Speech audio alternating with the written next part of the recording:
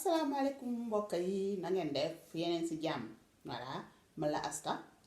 ma dellu si waat tey pour waxtaan ak yéen waxoon naa leen mercredi bu nekk dinaa dellu si pour waxtaan ak yéen tout ce qui concerne sama métier muy en fait samay métier muy nu ñu ko waxatee encore coiffure et esthétique voilà. Donc tey lu ma indi tey mooy dañuy waxtaan lu jëm ci protocole d'hygiène voilà parce que defe naa ni képp ko xam ni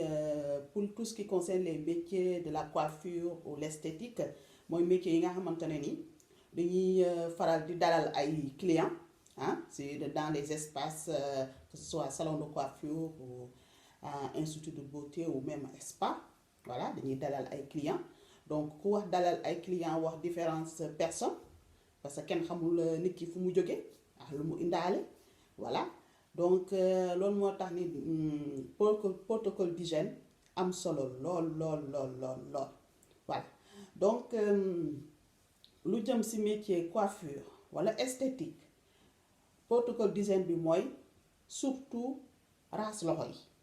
waaw raxas loxo yi parce que saa yu nekk nagam suñu loxo la ñuy liggéeyee raxas loxo yi dafa am solo il faut ñuy raxas suñu loxo ba mu set suñu raxasee suñu loxo ba mu set séché ko après ñu utiliser suñu antiseptique ça veut dire un désinfectant voilà désinfectant su la neexee mun nga utiliser genre alcool yi ma woon leen ko voilà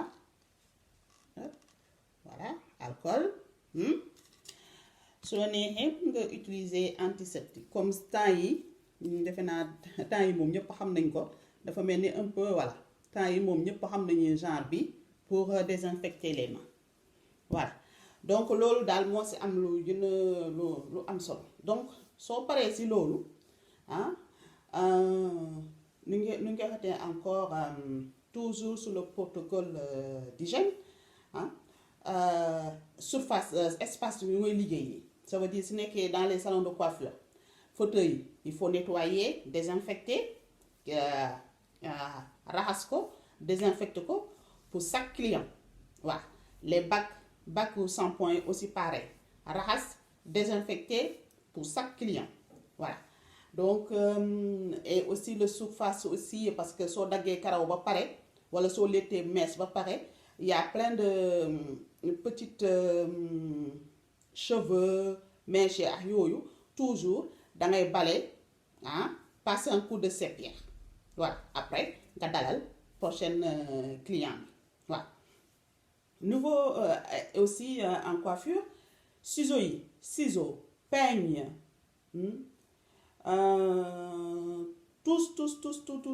tous les ciseaux les peignes les comment dirais-je encore les casques yëpp nga xam ne da nga koy utiliser dans un salon de coiffure après chaque client da nga ko war a raxas désinfecter su nekkee pour tout ce qui concerne les ciseaux les peignes tout et tout là mu ko def dans un appareil qu'on appelle un stérilisateur voilà nga def ko ci biir su ko defee stérilisateur bi day désinfecter yëpp voilà suñu paree ci loolu donc waaw su nekkee par exemple ce salon de coiffure dafa am ay vitres yu rëy waaw il est conseillé une fois par semaine mu set il faut tout nettoyer une fois par semaine voilà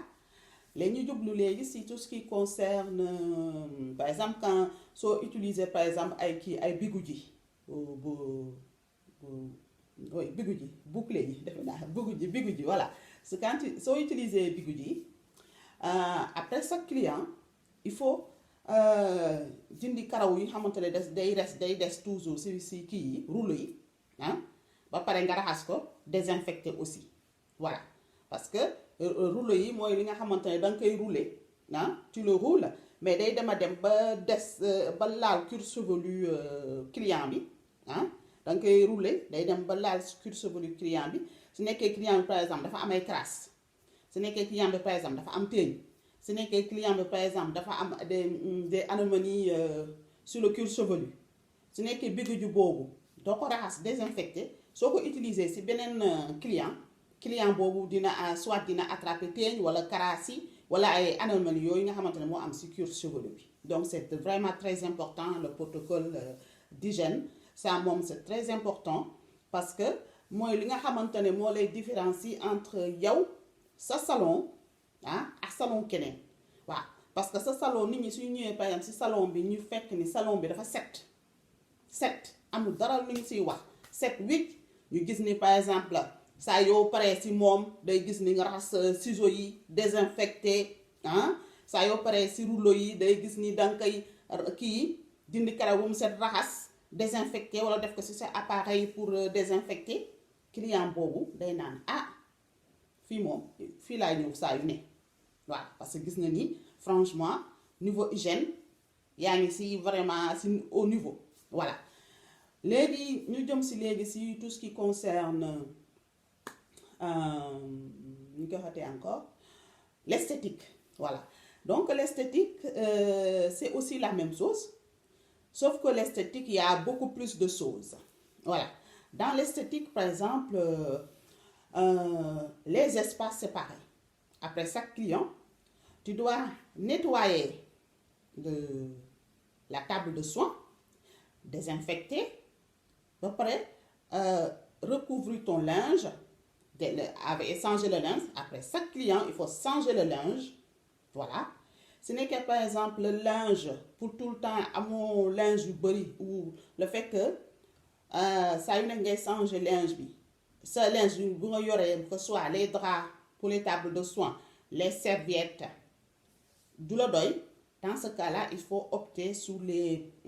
linges jetables les couvre de table de soins jetables d'utiliser des draps d'examen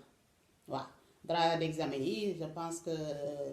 naa leen ko won à la prochaine vidéo quand je vais faire une vidéo tout ce qui concerne sur l'épilation su ko defee affaire gën a leer voilà donc drap d'examen voilà drap d'examen bi soo ko utiliser de client bi surtout pour l'épilation client bi su kii da nga koy kii rek sànni voilà mais ce n'est que par exemple tu préfères quand même le linge parce que dans un institut ou à spa franchement moi je conseillerais du vrai linge parce que loolu mooy wone le fait que standing institut bi franchement c'est pas mal nga am linge bu baax soit linge bu weex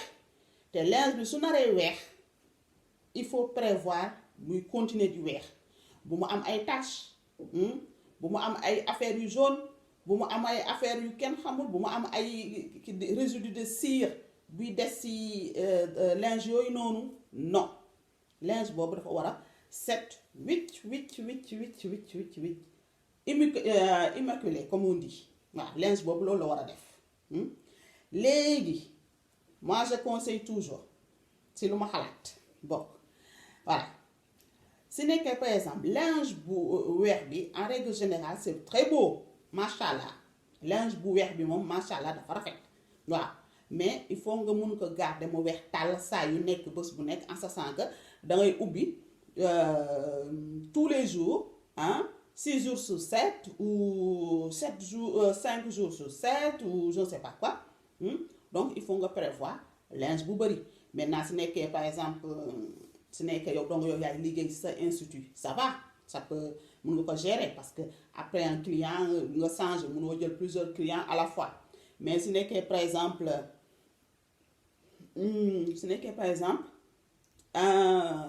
tu as par exemple 3 cabines ou 2 cabines il faut prévoir quand même pour 8 heures de travail ça veut dire maximum 8 heures de travail ça veut dire 1 heure de travail par client ou 1h30 il faut prévoir au moins une rechange de cabine bu nekk nga changer ko 8 fois dans la journée donc c'est vrai linge bu bëri la en sachant que ce n'est que par exemple ce institut installé au lave-linge ce qui est sûr surtout chez nous man je parle toujours ce qui concerne chez nous parce que fii moom jareme wax lu fi nekk parce que vidéo yi dam koy def pour vraiment hein, mes sœurs samay tantes yi xamante ne yi nekk daal chez nous au Sénégal. Donc en sachant que au Sénégal la plupart du temps on n'a pas de lave-linge, il faut nga kenn ku koy fóot wala par exemple yow yaay soo wàccee yow yaay yóbbu sa kër pour fóot. Donc dans ce cas-là il faut vraiment bien réfléchir et loolu soo koy réfléchir il faut mu nekk lu nga xamante ne soo commencé création d'entreprise bi si nga war a xalaat loolu yëpp structure bi naka la war a mel.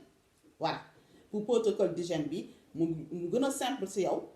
ah soit nga choisir ay linge ay bleu ay marron ay bleu turquoise wala bleu de nuit wax ma ne na bleu de ciel, c'est trop clair. Voilà mun nga choisir aussi thème bu nga xamante ne dans le noir mais patché ko avec du rouge, ça aussi ça peut aller pour un institut hein. Yu nga xamante ne daal ça va te faciliter la tâche. Voilà donc suñu jógee si loolu niveau esthétique toujours donc pareil aussi lavage des mains, désinfecter les mains, que ce soit coiffeur, coiffeuse ou coiffeur hein, esthéticienne ou esthéticien, tout ça, les ongles ça doit être court, ongles manucurés et court parce que man fu mu ne nii sama gis ngeen sama wey dafa gudd parce que quand je suis confinée liggéeyuma ma bàyyi sama wey gudd mun naa ko admirer mais dès que je vais recommencer à travailler ah su ma reprendre liggéey bi rek wey yi ça doit être court, très court. Voilà parce que wey yi suñu guddee nii toutes sortes de bactéries peuvent rentrer dans les ongles. C'est un nid à microbes les ongles comme ça longs. Voilà les ongles longs ay nid à microbes la lépp moo siy dugg. Donc en ce sens aussi soo bëggee def ay soins de corps, soins de visage ah munoo am wey gudd nii parce que tu risques de gagner ce client. Voilà di nga ko gagner. Donc il est préférable quand même les ongles, en tout cas il n'est même pas préférable, c'est obligatoire, ça fait partie du protocole d'hygiène. Une esthéticienne ou bien une coiffeuse doit avoir les ongles courts. Voilà, ça c'est les règles. Ça c'est quelque chose de qui est sûr. Léegi esthéticienne bi par exemple coiffeur bi weey mun na gàtt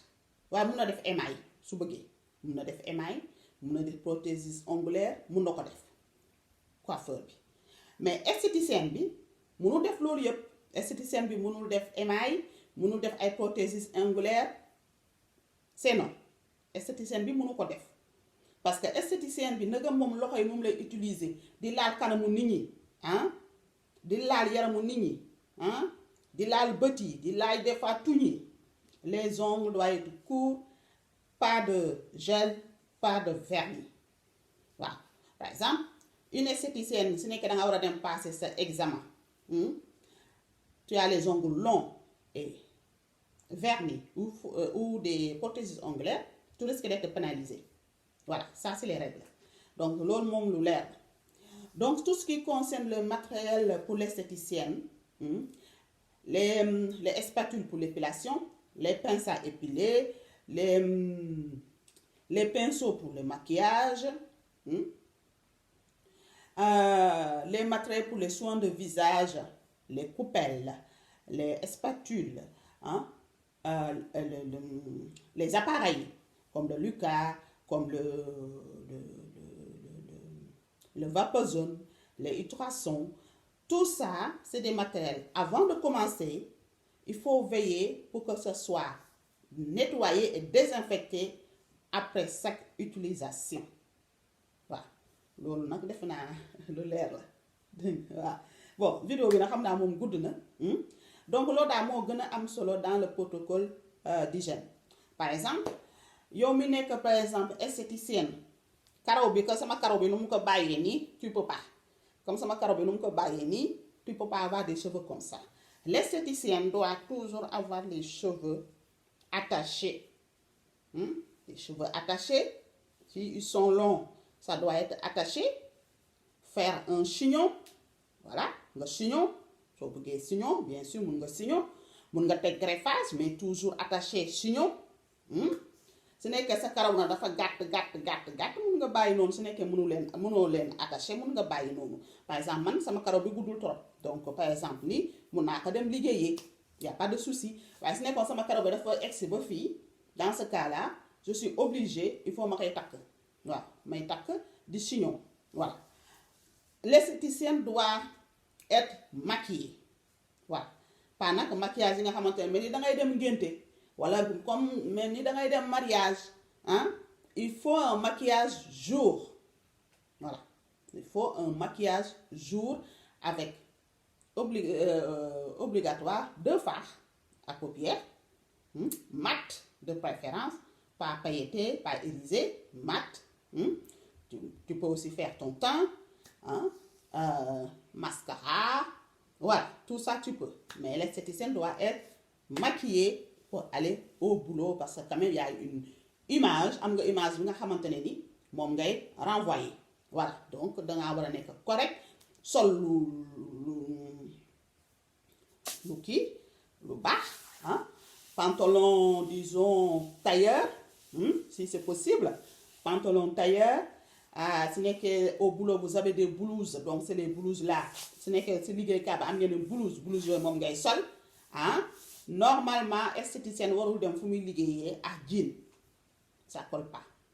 jean c'est une vêtement que pour aller se balader aller faire ses courses yooyu sooy liggéey dans un salon de coiffure dans un institut de beauté dans un spa le jean tu dois pas mettre un jean ton pantalon doit être un pantalon super sang yooyu noonu ah ce nekkee noir la kaki gris on s'en fiche mais tailleur pantalon tailleur ah wala ce nekkee par exemple y a pas de blouse fu ngay liggéeyee tailleur chemise à l'intérieur braillé tailleur voilà donc dafa nekk profession bu nga xamante ne nag franchement l'aspect de la personne compte voilà donc moi je dis toujours la plupart des esthéticiennes on est superficiel c'est vrai ça il faut le dire parce que on voit pas ce qu'il y a à l'intérieur on voit ce qui est à l'extérieur voilà donc ça c'est quelque chose vraiment très important que nit ñi sooy dem liggéey yi il faut que soo taxawee ñu gis image bu ngay rejeter ci entreprise bu ngay liggéey yi parce que ñu ne toujours esthéticienne bi foofu la ñuy xamee yow ban genre spa ngay liggéeyee